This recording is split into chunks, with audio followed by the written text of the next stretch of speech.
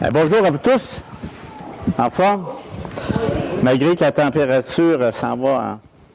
Sentez-vous l'hiver, non? Ah, écoute, Gérard, on commence l'automne. Pas trop vite, Gérard. Enough, toi. Bon, en tout cas, si je n'ai pas salué, salutations est faite. Ce qu'on est en train de faire, c'est le livre de Pierre, 1 Pierre 5, le verset 5 à 11. On va les lire parce qu'on a commencé il y a 2 semaines avec le sujet d'1 Pierre 5 et on va le lire parce que le but ou l'objectif que j'avais là-dedans, c'est vraiment le comportement du vrai serviteur de Dieu. On en avait vu un il y a 2 semaines et là, on va en voir 2 autres. Donc, lisons la parole de Dieu ici. 1 Pierre 5, verset 5. De même, vous qui êtes jeunes, soyez soumis aux anciens et tous, dans vos rapports mutuels, revêtez-vous d'humilité, car Dieu résiste aux orgueilleux, mais il fait grâce aux humbles. Humiliez-vous donc sous la puissante main de Dieu, afin qu'il vous élève au temps convenable. Et déchargez-vous sur lui de tous vos soucis, car lui-même prend soin de vous. Soyez sobres, veillez. Votre adversaire, le diable, rôde comme un lion rugissant, cherchant qui il dévorera.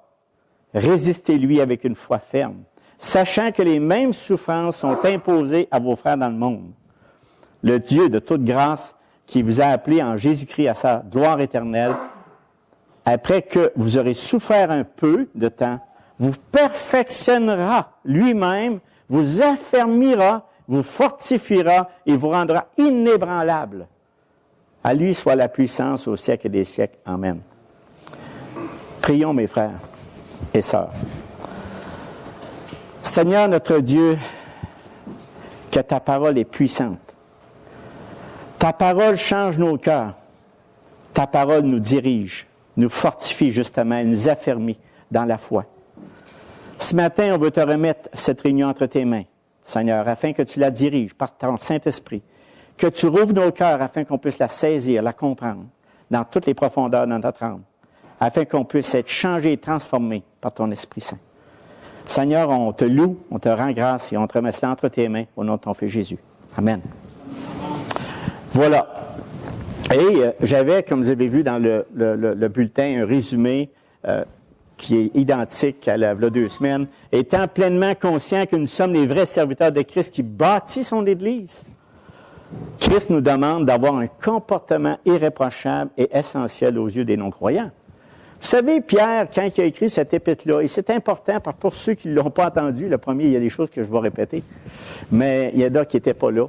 Et pour mettre un peu le contexte du verset qu'on va parler ce matin, je vais dire quelques mots. Pierre a écrit cette là suite. Justement, l'empereur Néron avait comme détruit une partie de Rome. Et, imaginez, les gens n'étaient pas contents. Fait que là, ils se doutaient fortement que c'était Néron. Mais, lui, Néron, il dit, bon, ben là, regarde, je prends pas ça, ce fardeau-là, il cherche un bouc émissaire. Qu'est-ce que vous pensez qu'il a dit? C'était les chrétiens. OK?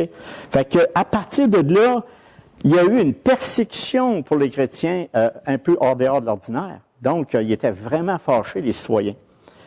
Vous savez que l'époque où les chrétiens vivaient dans le temps de Rome, ça n'a pas bien de différence avec aujourd'hui. La seule différence, c'est là 2000 ans.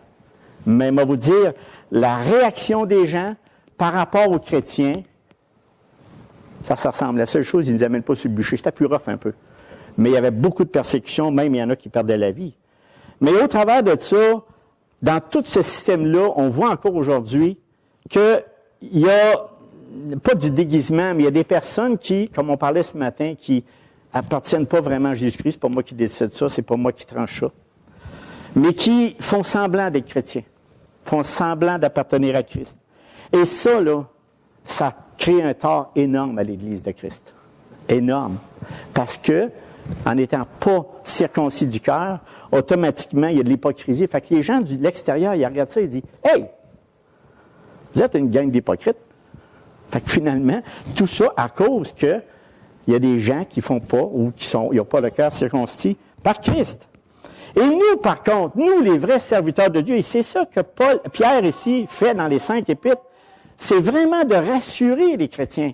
De dire, hey, même si vous êtes persécutés, blessés, ou toutes sortes de choses qui vous arrivent, ne perdez pas courage.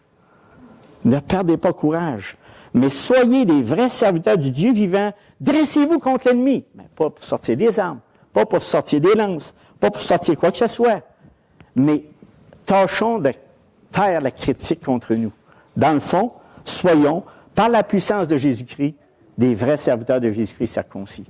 Fait que c'est ça que le message de Pierre nous donne. Et les versets que je viens de vous lire, c'est les versets qui représentent au moins 10 comportements. Vous savez, notre comportement, il est important. On est quoi par rapport à Christ? On est des témoins. Un témoin, ça fait quoi? Un témoin, c'est un témoin qui parle, qui l'est par sa vie. Puis qu'on parle, s'il n'y a rien qui changé dans notre vie, puis on agit exactement pareil comme cette nature humaine-là nous amène, ils vont dire, c'est un hypocrite, même s'il dit qu'il appartient à Christ. Comprenez? Donc, le but, nous autres, notre but ultime, c'est vraiment de connaître Christ. Parce que, pourquoi il faut connaître Christ? Tout simplement parce qu'il nous a été créé pour ça, puis que nous, c'est pour amener la vie, pour connaître mieux la vie éternelle qu'il nous a donnée. Connaître Christ, c'est notre rôle, c'est notre but ultime, c'est constamment ça. Il fait chaud. Je m'excuse, je l'enlève. Il fait chaud parce que là, je pense que mes oreilles ont pogné une température un peu plus élevée. Non, mais je ne sais pas si vous m'avez vu rougir, mais ça rougit. Il me semble que je suis bien. Je sais pas si je pense qu'ils ont monté la chaleur, la fournaise, parce qu'il faisait frais ce matin. Mais là, ça m'a rejoint. OK. Non, mais excusez-la. Ça va? OK. Bon, donc notre vie doit honorer en tout temps notre Seigneur et Maître Jésus-Christ. Puis dans cette lutte-là, il nous donne vraiment l'art de vivre selon Dieu. On ne passe pas tous les chapitres, mais c'est pour arriver à la fin, parce que pour moi, c'est une conclusion. C'est une fin que Pierre nous fait. Donc, dans sa première, il dit, sans perdre d'espoir, sans devenir amer, toujours, même si on est persécuté, on fait confiance au Seigneur et aussi on attend son retour. Avez-vous vu? Oui. Je parlais de ça à mon fils hier en venant de Mont-Laurier et on parlait de toutes les choses de Dieu. Je pense que je l'ai fait rêver, mais on est resté sur terre, sur la voie. On revenait, puis on a le temps de parler, hein, quand on roule, personne ne peut se sauver. Là. Fait que moi, j'ai pu y parler vraiment du fait. Il dit, tu ne m'as pas parlé de ça, pourtant, ça fait longtemps. Mais non, c'est vrai que je n'avais pas parlé autant. Je l'ai fait vraiment rêver. Le retour de Christ. Vraiment, on attend son retour avec, je dirais même avec impatience des bouts. Ça, on souffre tellement des bouts qu'on a hâte qu'ils reviennent. Donc, tout au long de sa première lettre, Pierre nous exhorte constamment sur notre héritage, et c'est ça, notre héritage en Christ, à cause de notre position en Christ. Nous sommes une race élue, je le dis bien, il faut s'en souvenir de ça, se rappeler. Je sais que vous savez ça, mais il faut se rappeler. Une race élue, un sacerdoce royal, une nation sainte, un peuple acquis, par le sang de Christ, afin que nous annoncions les vertus de celui qui nous a appelés des ténèbres à son admirable lumière. Pas extraordinaire, ça? Et les attitudes dans ces versets-là de 5 à 11, ils nous parlent de la soumission. C'est des attitudes-là fondamentales qu'on doit avoir. Quand je dis on doit, on s'attend à Christ. C'est pas automatique. C'est pas vrai que c'est automatique. C'est la soumission, l'humilité, la confiance, la maîtrise de soi, la vigilance, le courage, l'espérance, l'adoration, la fidélité et l'amour. Ces 10 points fondamentaux qui parlent ne sont peut-être pas tous évidents, mais ils sont dans ces versets-là pour nous fortifier. Donc, les versets qu'on va voir ce matin, c'est vraiment le verset 6 et 7. Mais avant de lire ça, vous savez, ce comportement-là, si on met ça en pratique régulièrement, en ayant toujours les yeux fixés sur Jésus-Christ, en ayant en tête ces versets-là, les méditer constamment, vous allez avoir la victoire. Bien sûr, c'est grâce à Christ. On a la victoire par Jésus-Christ.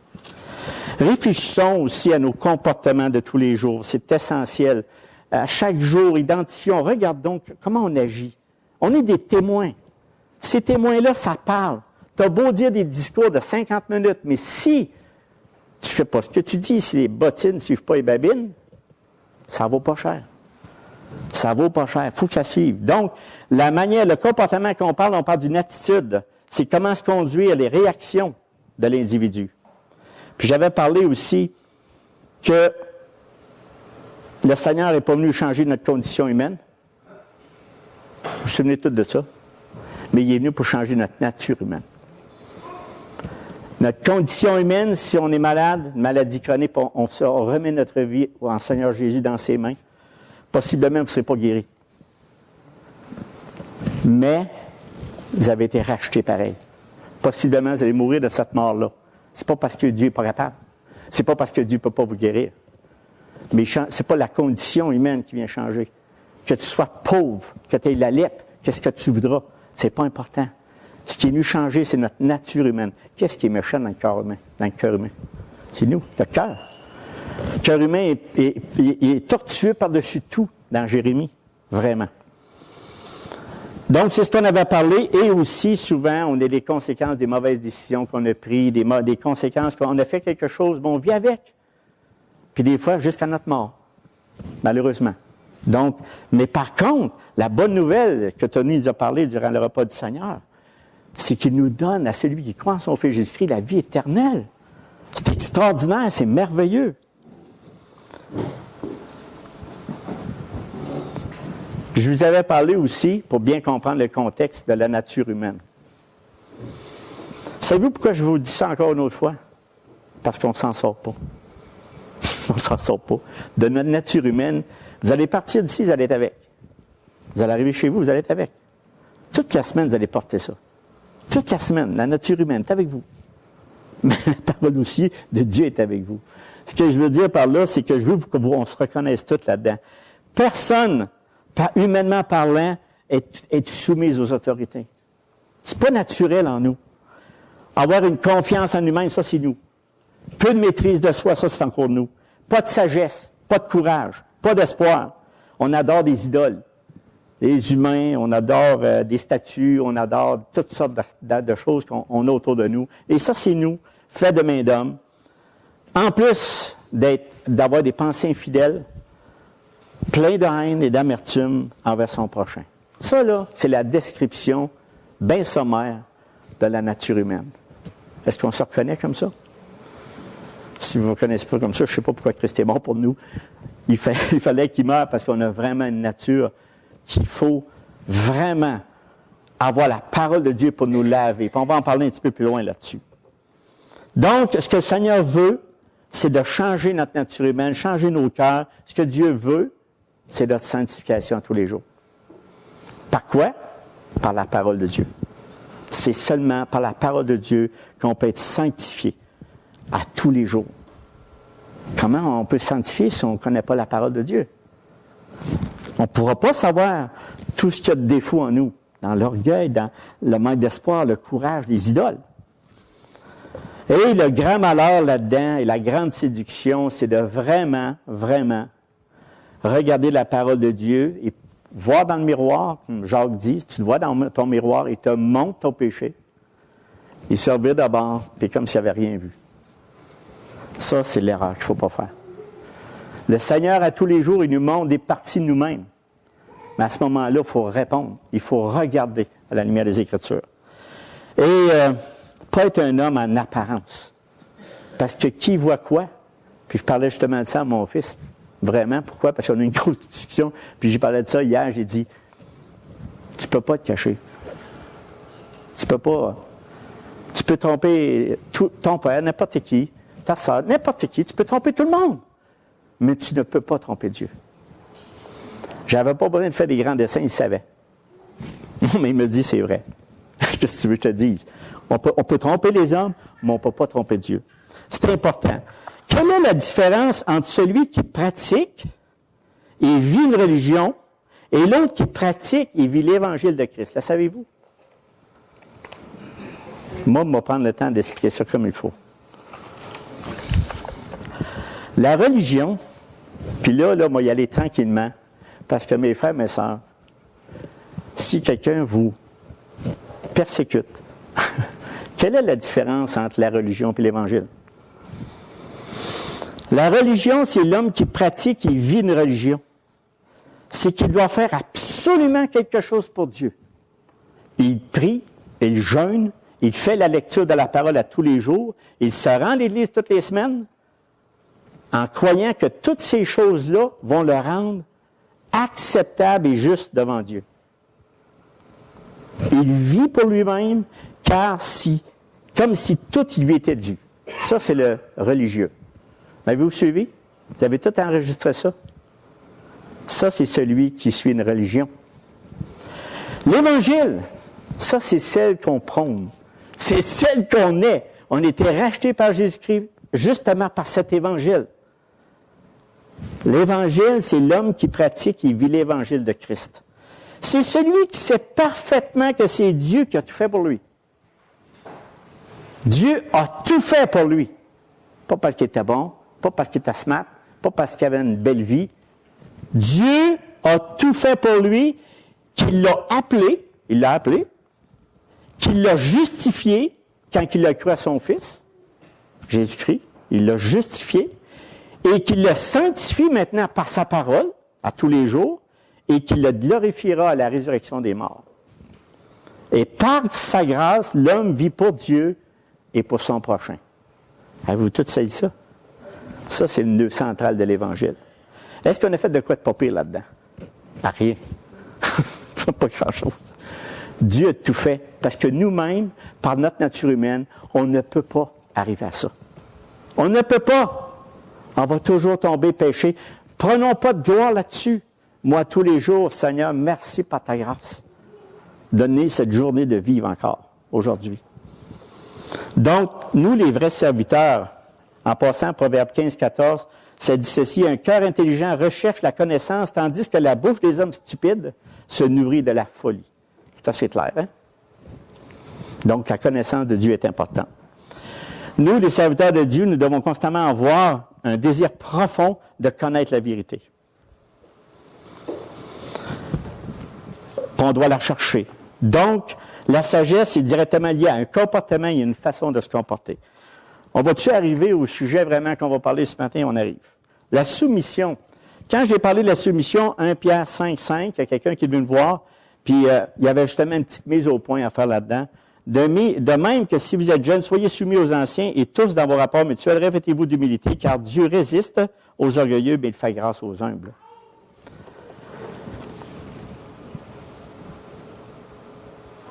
La soumission, ça veut dire sous, placé sous.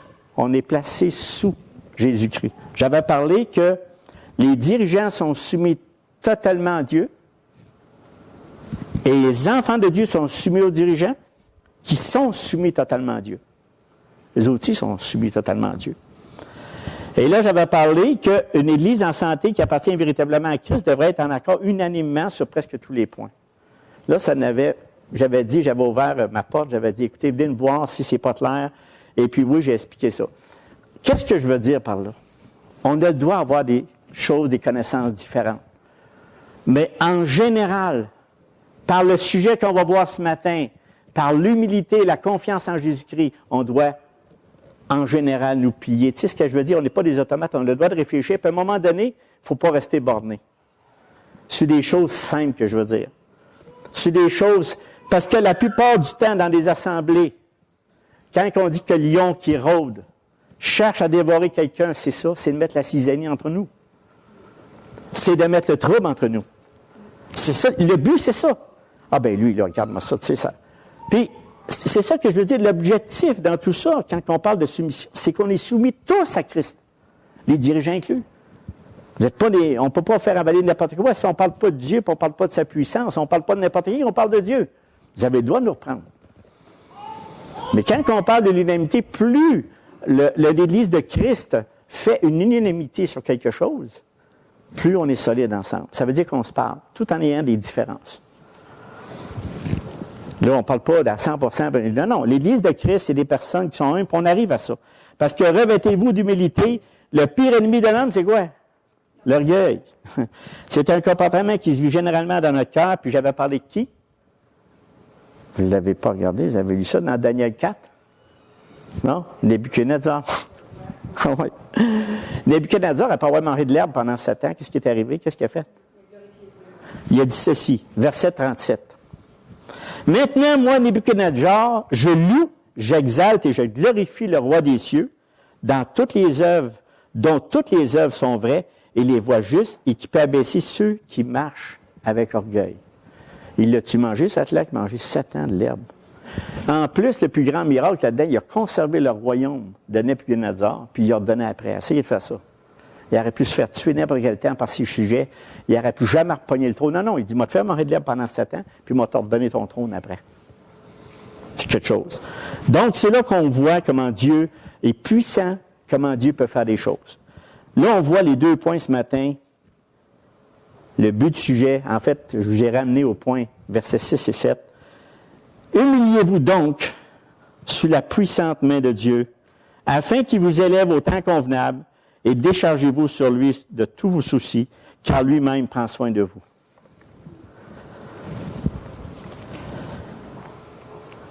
Humiliez-vous donc sous la puissante main de Dieu, afin qu'il vous élève au temps convenable. Ça, c'est l'humilité. Ouf! Es-tu là, d'un gars? Quand je réfléchissais puis je méditais à ça, ce mot-là, humilité. Tout le monde comprend ça, l'humilité. Humilité. Je me sentais très petit. Plus j'apprends, plus je vieillis, plus je me sens ignorant. Ça te disait-tu? Non, mais c'est un fait, là. C'est exactement le même que je me sens. Exactement comme ça. Parce que vous savez, quand que Christ dit, a inspiré à Pierre d'écrire ce verset-là, non seulement on a parlé, c'est pour ça que je ne retomberai pas sur la soumission, parce qu'on en a parlé. La soumission, écoutez, c'est le premier point. Le deuxième, c'est l'humilité. Tu peux être soumis, mais complètement orgueilleux. Tu sais, tu peux être soumis, mais pas humble. Ça ne va pas. Ça ne marche pas avec Dieu. Ben, premièrement, c'est quoi la définition d'humilité? C'est un état d'esprit, une attitude de quelqu'un qui est humble, se constate sans indulgence, est porté à rabaisser ses propres mérites. Ça, c'est Larousse. Je vais vous parler de définition de Dieu maintenant. L'humilité veut dire état d'esprit bas ou pauvre d'esprit. Comment vous vous sentez? Alors, pauvre d'esprit.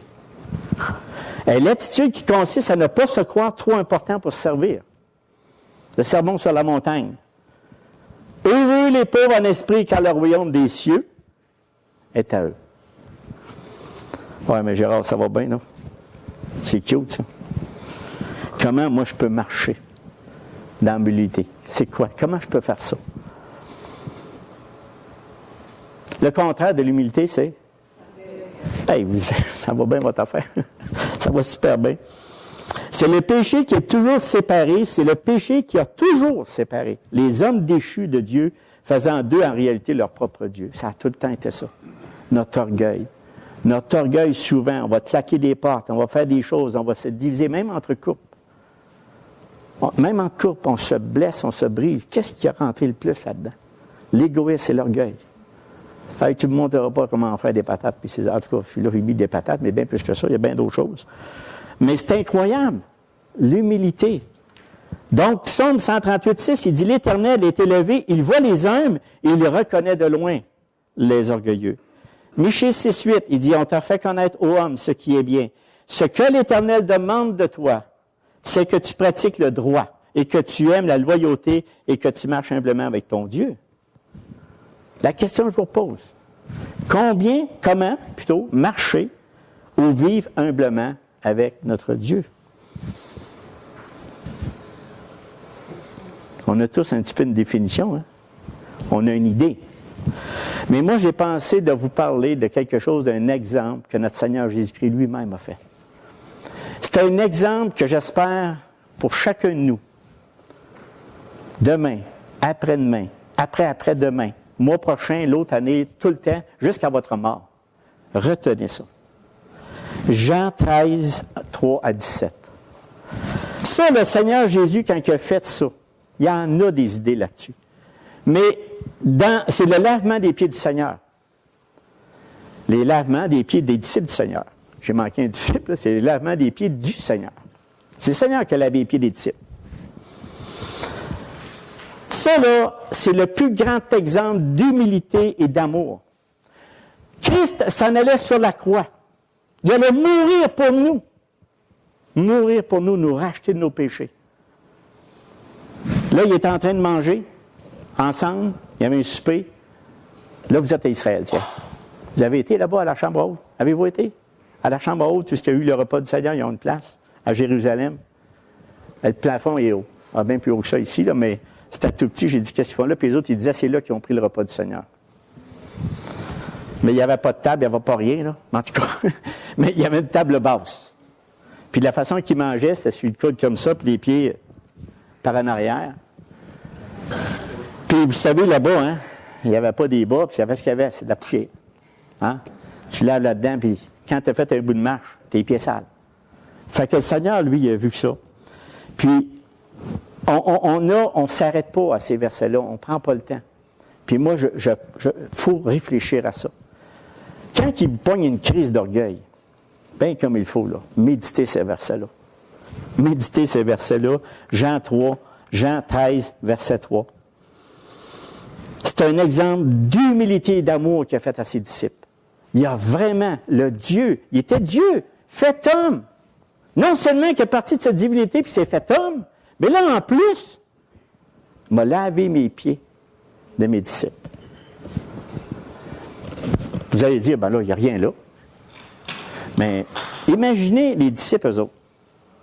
Eux autres, là, dans leur culture, eux autres, là,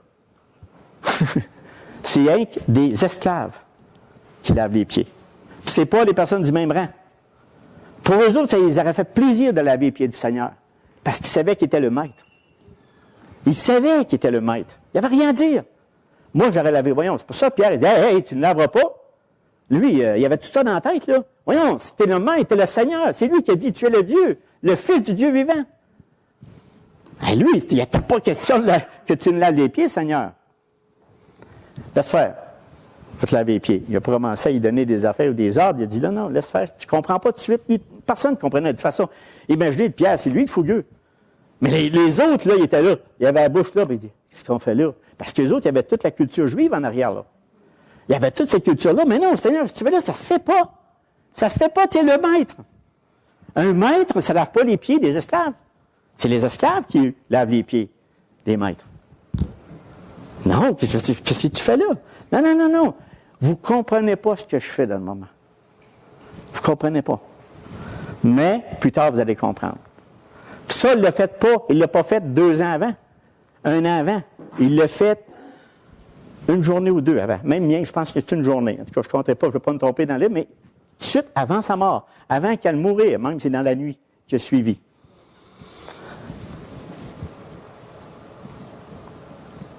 Imaginez. Ils sont là, ils regardent le Seigneur qui se dépouille de son linge. Vous connaissez, voulez-vous qu'on le lise? Vous savez, chapitre 13, versets 3 à 17. Je vais le lire. Jésus qui savait que le Père avait remis toutes choses entre ses mains, qu'il était venu de Dieu et qu'il s'en allait à Dieu. Christ savait exactement où il s'en allait. Se leva de table. Jean chapitre 13, verset 4. Se leva de table, ôta ses vêtements et prit un linge et dont il se ceignit. Ensuite, il versa de l'eau dans un bassin et il se mit à laver les pieds des disciples et à les essuyer avec le linge dont il était saint. Il vient donc à Simon-Pierre. Pierre lui dit, « Toi, Seigneur, tu me laves les pieds? » Wow! Non, mais c'est ça, ce que je le disais tantôt. C'est pas, ça ne marche pas. Tous les disciples ne trouvent pas ça normal que le maître lave les pieds. Je me répète, là. Il lave les pieds. Non. Il dit, « Je vais le faire. » Jésus lui répondit, « Ce que je fais, tu ne le comprends pas maintenant, mais tu le comprendras bientôt. » Pierre lui dit, « Non, jamais tu me laveras les pieds. » Jésus lui répondit, « Si je ne te lave, tu n'auras point de part avec moi. » Ce verset-là, il est tellement important. Il est tellement important, ce que je viens de lire là. Si je ne te lave, tu n'auras point de part avec moi. Hey, c'est clair. Ça veut dire que, si tu ne te soumets pas à moi, moi je veux te laver les pieds. Non, tu n'as plus de part. Ça veut dire que tu n'as plus de lien avec moi. Moi, je te fais un exemple d'humilité et d'amour. Et si tu ne me laisses pas faire, tu n'as plus de part avec moi. C'est quelque chose, hein? Verset 9. Simon-Pierre lui dit, Seigneur, non seulement les pieds, mais encore les mains et la tête. Il l'a compris. Parce que là, cette tradition des Juifs, il venait de l'oublier. Ça m'aurait pu, là. Wow! On va laisser faire nos traditions juives, là. Puis si le maître, il le fait, moi, je suis correct, parce que là, j'ai plus de part avec lui, fait que je vais me laisser faire. Jésus lui dit, celui qui est baigné n'a pas besoin de se laver les pieds. N'a besoin que de se laver les pieds pour être entièrement pur. Vous êtes purs, mais non pas tous. C'est drôle qu'il a lavé les pieds de Judas. En plus. Il savait que c'était un traître. Puis il a lavé les pieds de Judas. Car il connaissait celui qui allait le livrer, c'est pourquoi il dit, vous n'êtes pas tous purs. Mais après qu'il aurait lavé les pieds et qu'il eut pris ses vêtements, il se remit à table et leur dit, comprenez-vous ce que je vous ai fait? Vous m'appelez Maître et Seigneur, et vous dites bien, car je le suis. Si donc je vous ai lavé les pieds, moi, le Seigneur et le Maître, vous devez aussi vous laver les pieds les uns les autres.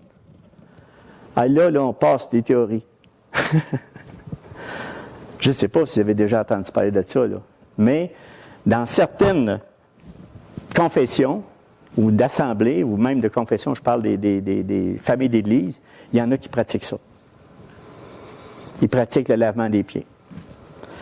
Il y a deux raisons pourquoi que nous, mais en tout cas, ce n'est pas une pratique qu'on fait, parce que pourquoi qu'on ne se lave pas les pieds?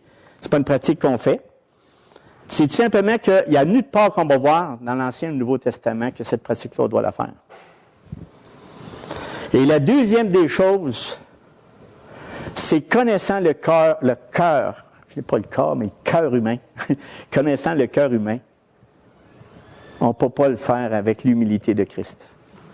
C'est impossible. On est trop orgueilleux. On est trop...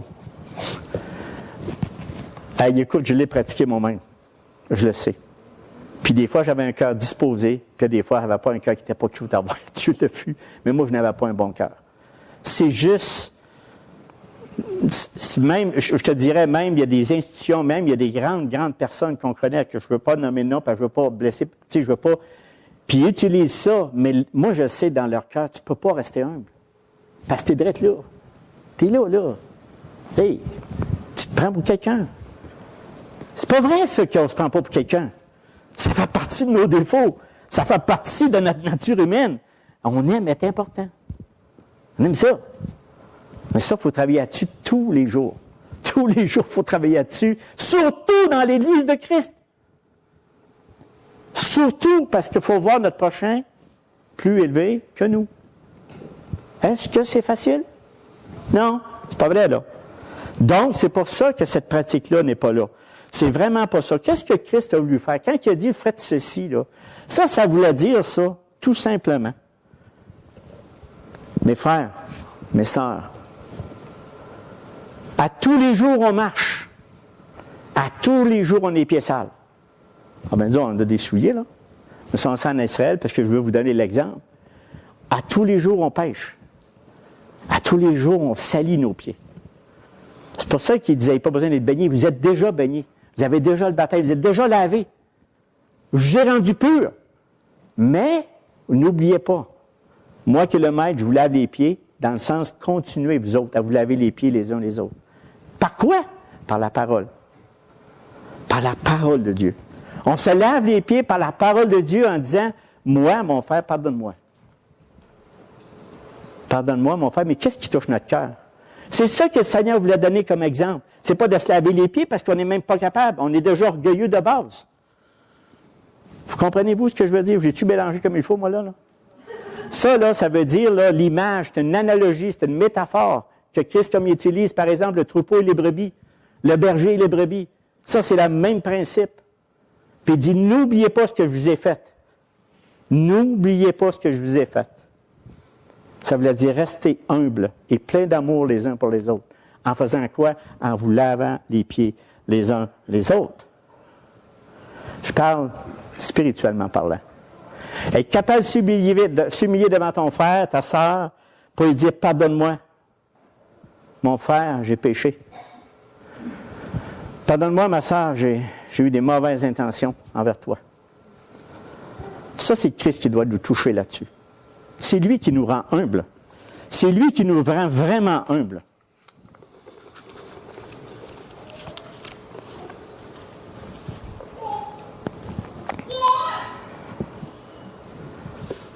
Laver les pieds veut dire se laver à tous les jours avec la parole de Dieu. Et je vous l'ai dit, si on a un coup d'orgueil qui nous passe par le cœur, pensez au lavement des pieds, que notre Seigneur Jésus-Christ, qui était le Dieu Tout-Puissant en chair et en os, a fait ça à ses disciples pour lui montrer, faites ceci, n'oubliez pas ça, faites ceci entre vous. Lavez-vous les pieds, confessez vos péchés. Pourquoi devons-nous confesser nos péchés en passant? C'est une question. Savez-vous que la question là, pourquoi devons-nous confesser nos péchés? Vous savez que Dieu sait tout. Hein? Moi, des fois, je disais, il faut que je confesse mon péché à Dieu. Il sait tout. Il est omniscient, omniprésent, omnipotent. Pourquoi il faut que je confesse mon péché à Dieu? Pourquoi on doit confesser nos péchés? Mes frères et sœurs, le but de confesser nos péchés, c'est que nous puissions en prendre pleinement conscience. On est tellement tortueux. Quand on part de notre bouche et on dit « Seigneur, pardonne-moi pour cette action que je viens de faire pour mon frère, ma sœur. Je viens de faire une action qui ne t'honore pas du tout. Et moi, je te confesse, vraiment, je suis un pécheur devant toi. » Et ça, là, c'est parce que des fois, tu dis, ben Dieu, tu sais que j'ai péché. Tu sais, non, mais c'est parce que tu prends ça pour acquis et tu es omniscient. Il est omniscient, c'est tout. Fait que là, tu dis, ben là, ça donne bien la niaiseux sur confesser son péché. Non. Non, parce que nous là, c'est important que ça passe là, puis là. C'est important, là. C'est important que ça circule. Comprenez?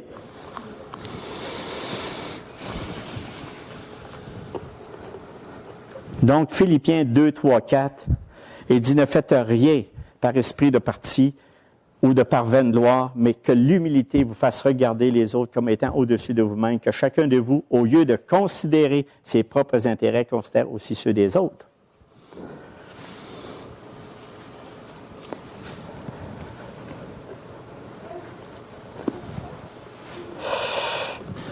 Maintenant, sous la puissante main de Dieu. Sous la puissante main de Dieu. Ça exprime, la souveraineté de Dieu. Ça aide à comprendre que Dieu dirige tout. Il a le contrôle de tout. Il accomplit son dessein, même si tu boudes ou que tu fasses ce que tu voudras, Dieu, lui, est toujours en action. Et souvent, on ne réalise pas que Dieu est. Dieu est là. Nous autres, on le voit soit dans le passé ou soit dans le futur. Il y a juste lui qui peut faire ça, là. Mais nous, là, on est là. Dieu, il est-tu en avant ou en arrière? Il est là! Il est partout. Toutes les assemblées du monde entier, Dieu est là. Le Seigneur Jésus-Christ est là. C'est l'Église de Christ. Dieu est présent. Il faut vivre comme si Dieu est là. Parce que nous, les humains, on dit, voyons, il n'est pas ici aujourd'hui. Mais non, on ne voit pas, on ne voit rien. Mais Dieu est là. Prenez conscience que si je m'en vais, moi là, puis il y a un auto qui s'en vient sur moi, puis je n'ai pas porté garde, je ne tente pas Dieu en passant, puis l'auto freine, il frappe un mur de ciment, puis il ne m'a même pas touché. Croyez-moi, Dieu il est là. Hey, c'est vrai, il ne faut pas que j'oublie Gérard. Regarde, il arrive quelque chose. Non, mais tu comprends ce que je veux vous expliquer, que Dieu est. Mais saisissez-vous, non, je dis quelque chose qui est complètement farfelu, là. Non, c'est parce que je vais vous faire prendre conscience que Dieu est tout-puissant. Humiliez-vous sous la puissante main de Dieu. Puissante main de Dieu. Est-ce qu'on le réalise? Vraiment, son bras, il n'est pas court, il est puissant. Il est puissant, vraiment. Puis nous, là, avec un Dieu puissant comme ça, hey, avec qui, avec quoi? Voyons donc, tu dis, Seigneur, tu peux tout. Tu peux tout faire. Donc, tout ce que j'ai à faire, c'est de m'humilier, puis de croire en ta parole, en me lavant de ta parole, puis te suivre, puis continuer à te sanctifier. Ça va? Là, Pierre déclare d'autres choses, afin qu'il nous élève au temps convenable. Tiens, ça c'est intéressant. Alors, on aime ça parce qu'on va être élevé, qui signifie tout simplement qu'il s'agit de son heure et non pas la nôtre. Quand ça va sonner, quand Dieu va décider. Puis lui, il y a un but pour nous. Puis ça, ce but-là, au fur et à mesure qu'on avance, on réalise le pourquoi qu'on est là, le pourquoi qu'on a été créé. Ça vous va? Pour le chrétien, même la pire épreuve est seulement temporaire. Dites-vous ça. Tout ce qu'on vit dans le moment est temporaire. La fin, lorsque la fin n'est absolument pas... Nous autres, on ne voit pas que la fin arrive. Elle arrive. En somme, nous sommes tentés de conclure qu'il n'y en aura jamais. Mais ne le croyons pas un instant, puisqu'un Dieu promet de nous délivrer de l'épreuve, puis il va le faire. Croyez-y. Croyez-y. Je parlais justement lundi avec une personne, puis elle disait, puis j'y parlais justement de ces versets-là. Puis je parlais d'humilité. Ouais, mais là, en voulant dire, ça fait des années que je pense à ça, puis je ne le vois pas. Moi non plus, des fois, il y a des choses que je ne vois pas. Il y a même des choses que je vis aujourd'hui que je ne vois pas. Mais qu'est-ce que Dieu a dit? Humiliez-vous sous la puissante main de Dieu. Croyez en son, tout ce qu'il fait, à son dessein, à nos desseins. Croyez, qu'est-ce qu'il a dit tout à l'heure, la vie éternelle. C'en est tout, ça. Et de quelle manière devons-nous nous conduire jusqu'à l'heure de la délivrance? Pierre nous dit ceci, humiliez-vous. Puis après ça, on prend le dernier point, il dit, déchargez-vous sur lui de tous vos soucis. Ça, c'était le même sujet que j'avais avec la personne, parce que je les ai collés ensemble. Humilité, confiance vont ensemble. Déchargez-vous sur lui de tous vos soucis. Ça veut dire décharger, jeter quelque chose sur quelqu'un, décharger quelque chose sur quelqu'un. Ça ne veut pas dire pas faire ses responsabilités, là. Tu fais ce que tu as à faire, mais il y a des choses au-dessus que tu n'as pas de contrôle. C'est au-dessus de tes forces. Là, il faut avoir assez de foi et d'arrêter d'être incrédule pour croire que Dieu va prendre ton fardeau. Est-ce qu'on est capable de faire ça? Je vais vous parler d'un petit gars, vite fait, d'un gars qui s'appelle Pierre, qui a écrit ces épîtres-là. Ce gars-là, c'est spécial qu'il ait écrit 1 Pierre 5, toutes ces épîtres-là pour nous donner du courage dans la persécution. Mais Pierre, quand il a commencé à marcher ses eaux, sur l'eau, sur le lac, qu'est-ce qui est arrivé? À un moment donné, il a calé, il dit « Seigneur, viens à mon secours ». L'incrédulité. Imaginez, c'est lui qui a écrit l'épître, là. De garder ferme, de rester, d'avoir confiance en Dieu. Quand il était dans le jardin de Gethsémani, là, quand ils sont arrivés, il a sorti son épée, puis ils ont coupé les oreilles. Tu comprends, je veux dire, la réaction de Pierre. Pierre, il ne saisissait pas tout ce qu'il vivait, là. Même que Pierre, il a dit à Christ, il dit, quand il parlait que, bon, là, il faut qu'il aille sur la croix, il faut qu'il aille mourir, ça, c'est Jésus qui parlait de ça. Pierre, il dit, hey! Alors, Pierre l'a pris à part, il dit, s'est mis à le reprendre en disant, que Dieu t'en garde, Seigneur, ça là ne t'arrivera pas. Il ne voulait pas que ça arrive. Mais Jésus se retournait et dit à Pierre, arrête Satan, tu es un piège pour moi, car tes pensées ne sont pas les pensées de Dieu, mais celles des hommes. Vous savez, Pierre, là, après, là, il était transformé. Saint-Esprit, quand il y a eu Saint-Esprit, il avait dit, Pierre, m'aimes-tu par 3 fois? Il dit, paie mes brebis. Puis ce gars-là a été transformé, changé. Est-ce qu'on y croit? Est-ce que vous avez le goût de décharger vos fardeaux, vos soucis, sur les épaules de Christ? Seigneur, ça dit décharger de tout aussi signifie lui déclarer ceci. Seigneur, c'est difficile, j'ai beaucoup de mal à supporter cette épreuve, mais je veux te faire confiance, car je sais que tu prends soin de moi. Ça devrait être automatique. Il y a un passage que j'aimerais que vous partez avec ça. C'est Anne. Anne qui attendait, elle était une veuve, là, pas une veuve, une femme qui n'a pas d'enfant, là, dans l'Ancien Testament, là. C'était une honte devant l'Éternel. Puis elle voulait avoir un enfant, puis Anne, là, c'est elle qui est la mère de Samuel, le prophète Samuel. Mais là, à un moment donné, au verset 10, elle dit « Et l'amertume dans l'âme, elle pria l'Éternel et versa les larmes. » On a des choses qu'on vit, mes frères et mes sœurs, qui sont au-delà de notre capacité. Au-delà. Des fois, je me demande, Seigneur, pourquoi que mes frères, mes sœurs, ou même moi, des fois, dans certains moments, on vit des choses qui sont des années, pas un an, des années. Puis là, j'ai dit, wow, hey, on a besoin de toi.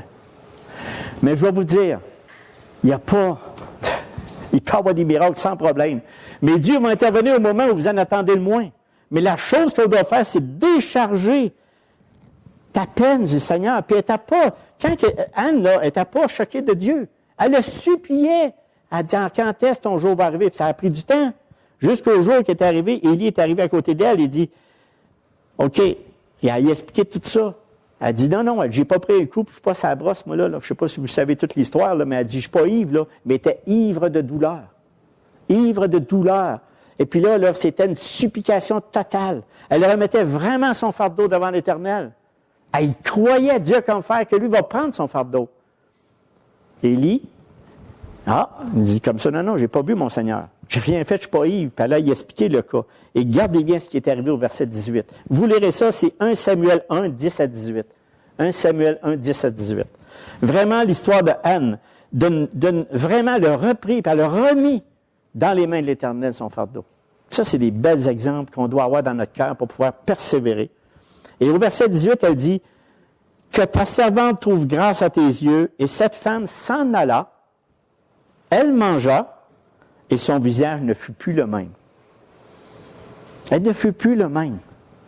Son visage elle avait une pleine confiance en Jésus-Christ, avait une pleine confiance en l'Éternel qui va exaucer. Et le Seigneur, Élie a dit, tu vas l'avoir, ça va se faire.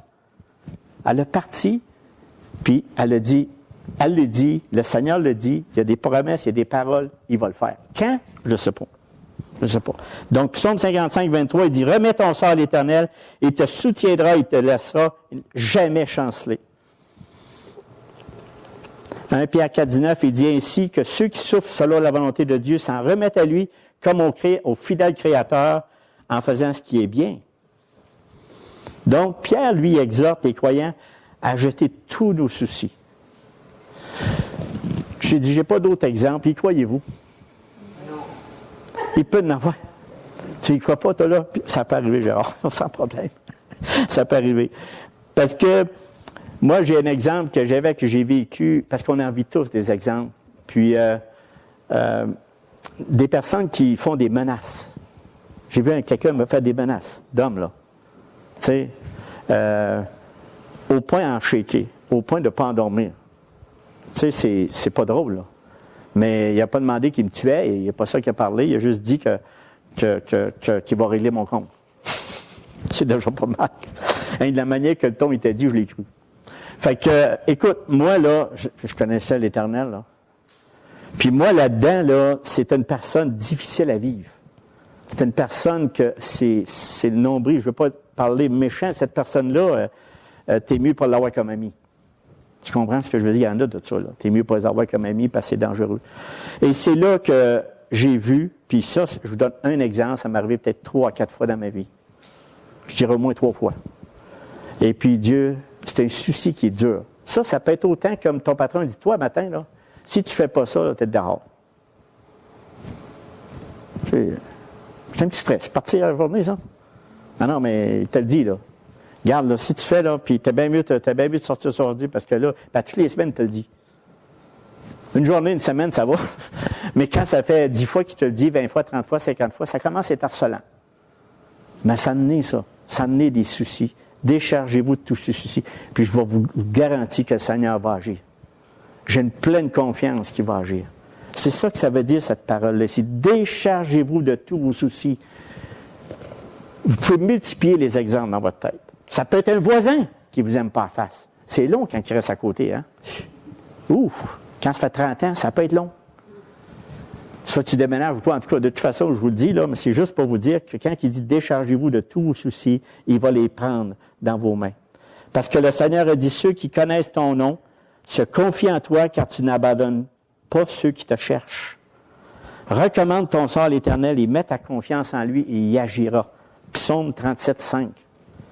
Celui que j'ai dit avant, c'était Psaume 9, 11. Les psaumes révèlent énormément la puissance de Dieu pour nous réconforter dans nos soucis de tous les jours. Proverbe 3, 5, 6, il dit « Confie-toi à l'Éternel de ton cœur, ne t'appuie pas sur ton intelligence, reconnais-le dans toutes tes voies et il rendra tes sentiers droits. » Et vous avez le Philippiens 4, 6, 7, que ça dit tout, ne vous inquiétez de rien, mais en toute chose, faites connaître vos besoins à Dieu par des prières, des supplications, dans une attitude de reconnaissance. Et la paix de Dieu qui dépasse tout ce que l'on peut comprendre gardera vos cœurs et vos pensées en Jésus-Christ. Et mon Dieu pourvoira tous vos besoins conformément à sa richesse avec gloire en Jésus-Christ. Y croyez-vous? Sûr? Il me semble qu'il n'est pas vous êtes enthousiaste. Croyez-vous? Oui.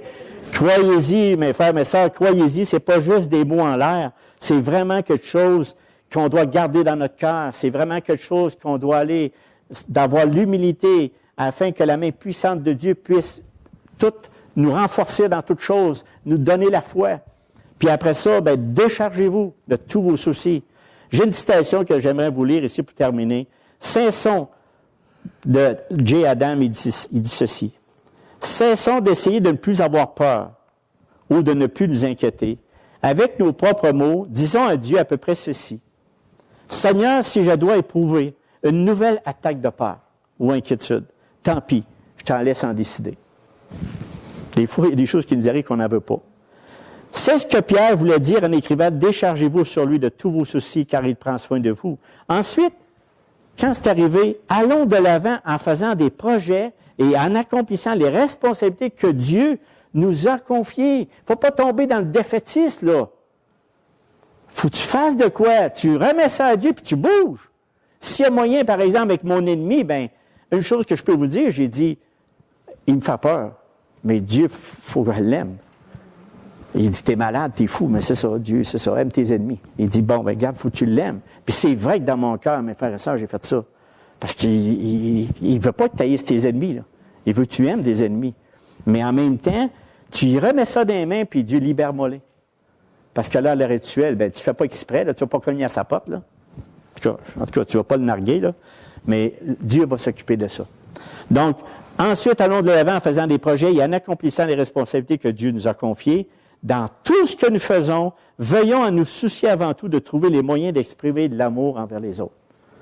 Et ça, là, j'ai une autre prière ici qui a été faite il y a 5 siècles. « Ô Seigneur, ton inquiétude pour moi est plus grande que tous les soins que je peux me prodiguer, car celui qui ne se décharge pas sur toi de tous ses soucis ne peut que vaciller de ses pieds. » T'es branlant, t'es chambranlant, t'as peur, t'as toutes sortes d'inquiétudes, t'as toutes sortes de choses. « Ô Seigneur, encore la prière, si seulement ma volonté de t'obéir pouvait demeurer ferme, fais de moi ce qu'il te plaît, car tout ce que tu feras ne peut être que pour mon bien.